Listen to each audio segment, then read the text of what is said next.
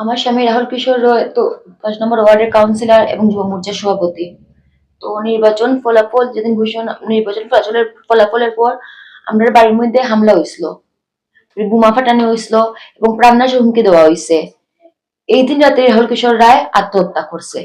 ওই কঙ্কন চৌধুরী নামে আরো কয়েকজনের 7 জন এই হুমকিদার দিছে। আজকে ধরুন 11-12 দিন হয়ে গেছে মারা গেছে, কিন্তু কোনো আসামি এখন পর্যন্ত অ্যারেস্ট হয়েছে না। এখন আপনারা কি চান? আমরা তো চাই দোষী শাস্তি পাইতো। আপনারা কি প্রশাসনের সাথে যোগাযোগ করছেন? কি আশ্বস্ত করছেন? হইছে যে তারা চেষ্টা করে যে দোষী শাস্তি পাওয়ার লিগে। তখন তো রাগের মাথায় ও বলেছে, তখন তো ওর মাথাটা ঠিক, কারোরই আমাদের মাথা ঠিক ছিল না। ওটা জহর চক্রবর্তী করেছে এটা নাই, হ্যাঁ, কিন্তু আমার মনে হইতেছে যে প্রশাসনিক দুর্বলতা আছে। রাজনৈতিক চাপে হোক, যে কোনো কারণেই হোক, পুলিশ তার সঠিক তদন্ত করছে না।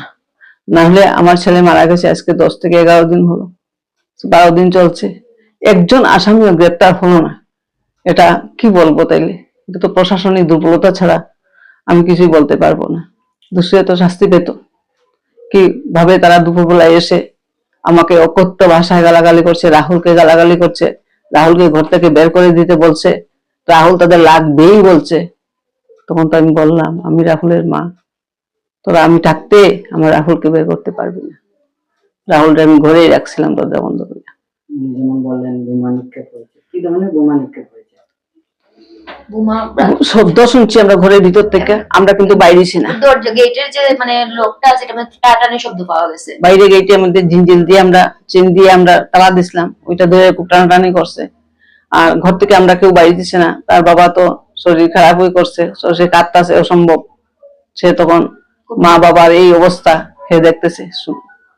এখন যিনি নবনির্বাচিত বিধায়ক হয়েছেন, এই অপরাধ করেছে, তাদের শাস্তির দাবিতে কি বার্তা রাখবেন একজন বিধায়ক হিসাবে আপনার কাছে?